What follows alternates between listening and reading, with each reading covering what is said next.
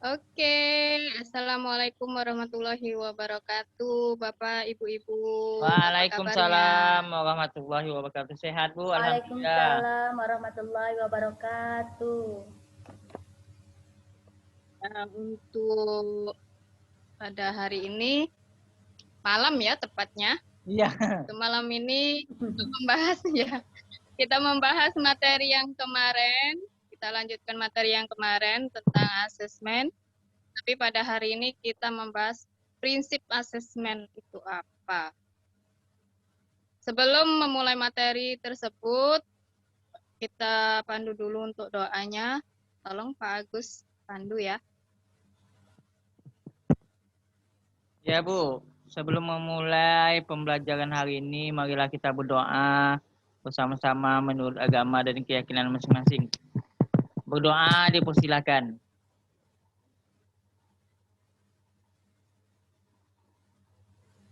Berdoa selesai. Ya.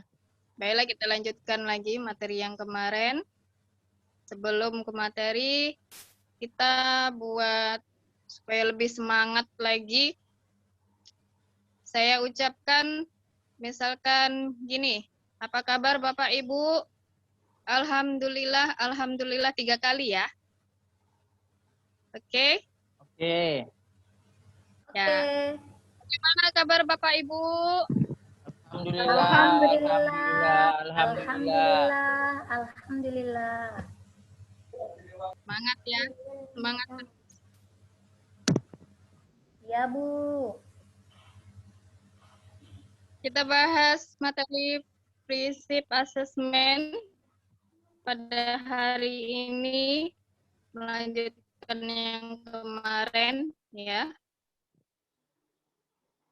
Untuk pembahasan prinsip asesmen tersebut dalam pencapaian profil Pancasila, pahami yang sebenarnya asesmen itu merupakan bagian terpadu dari proses pembelajaran ya, memfasilitasi pembelajaran, menyediakan informasi sebagai umpan balik untuk guru, peserta didik, dan juga orang tua. Dan yang selanjutnya, itu ada asesmen juga perlu dirancang dan dilakukan sesuai dengan tujuan masing-masing. Jadi tujuannya masing-masing itu tujuan dari pembelajaran yang akan kita lakukan ya Bu, Bapak. Yang ketiga, ada yang ketiga, asesmen itu perlu dirancang secara adil, valid, dan dapat dipercaya, memberikan informasi yang bagi guru, peserta didik, dan orang tua mengenai kemajuan yang akan dicapai dalam pembelajaran dan juga yang akan dicapai ke jenjang yang akan datang. Ya. Terus selanjutnya asesmen tersebut itu sebaiknya meliputi berbagai bentuk tugas atau instrumen dan teknik yang sesuai dengan tujuan pembelajaran. Dan yang selanjutnya lagi, setelah melakukan asesmen, kita harus melakukan laporan kemajuan untuk belajar. Jadi maksudnya di sini, kita akan melakukan asesmen dalam pembelajaran, kita melihat bahwa siswa tersebut itu sudah mampu menguasai pembelajaran yang kita berikan di dalam kelas pada saat itu. Jadi harus kita teliti, harus kita evaluasi dalam pembelajaran tersebut. Biasanya ada siswa-siswa yang mungkin waktu kita kasih materi itu ada yang memperhatikan, ada yang tidak memperhatikan, terus mungkin ada yang mungkin aktif, sangat aktif, tanya terus, Bu, ini apa, kayak gitu. Nah, asesmen tersebut perlu kita terapkan, melihat hal-hal yang seperti itu. Jadi mengevaluasi, oh ini anak yang aktif, oh ini anak yang pasif, oh ini anak yang mungkin kurang paham dengan materi yang kita berikan, oh ini anak yang sudah paham yang kita berikan, seperti itu. Nah, dan asesmen tersebut biasanya kita lakukan setelah kita memberikan materi yang kita berikan.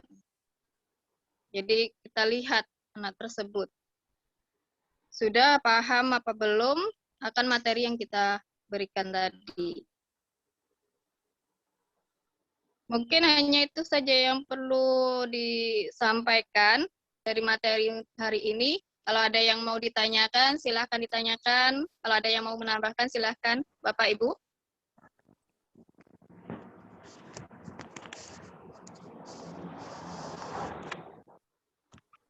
Halo.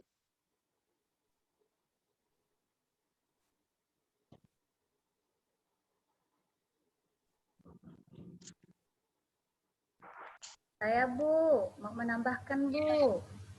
Ya, boleh tambahkan, silakan.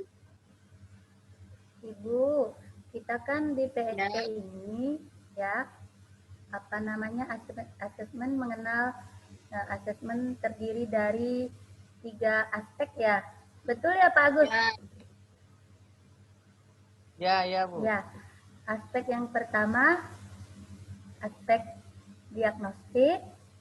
Yang kedua itu ya asesmen aspek kognitif. Yang ketiga itu asesmen aspek formatif. Ya begitu ya, teman-teman ya? Ya. Nah, ya benar. Ya, lalu setelah kita pelajari materi sebelumnya dengan instruktur kita, itu rasanya sudah jelas ya Bapak Agus ya? Bagaimana teman-teman? Bagaimana Bapak Ibu? Ada yang perlu menambahkan lagi? Silakan ditambahkan.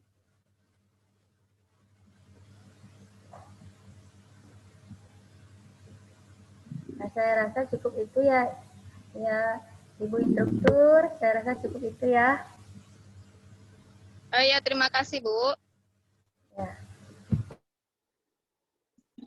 Bapak Ibu yang lain yang mau menambahkan atau ada yang mau ditanyakan, silakan.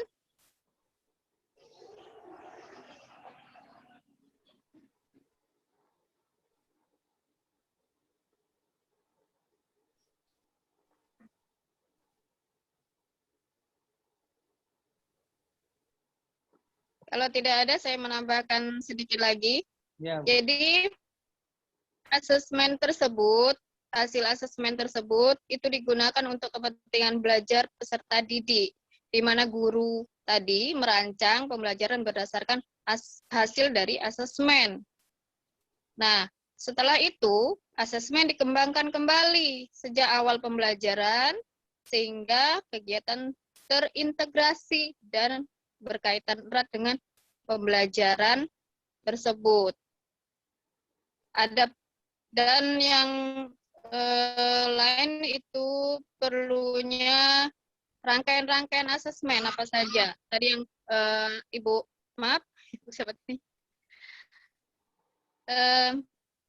memberikan ada 3 asesmen ya, 3 aspek. Ya, Ibu Hayatin Bu. Ibu Hayatin, ya maaf Bu. Ya, Ibu Hayatin. Jadi yang ada 3 aspek asesmen yang harus kita gunakan dalam pembelajaran tadi. Seperti itu. Ya. Halo. Ya, mungkin itu saja. Ada yang mau menambahkan lagi, Bapak, Ibu?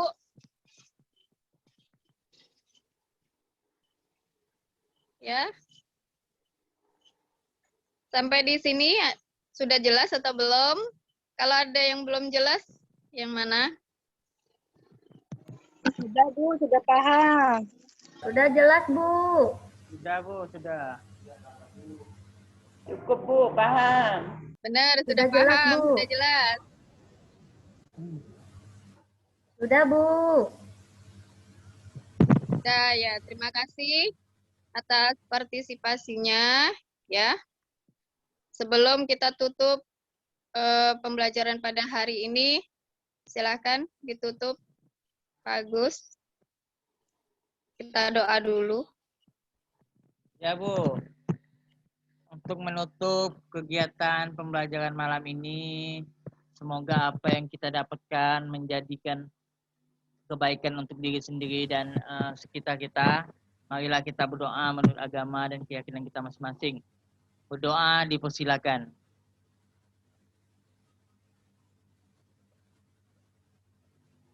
Berdoa selesai. Terima kasih Pak Gus.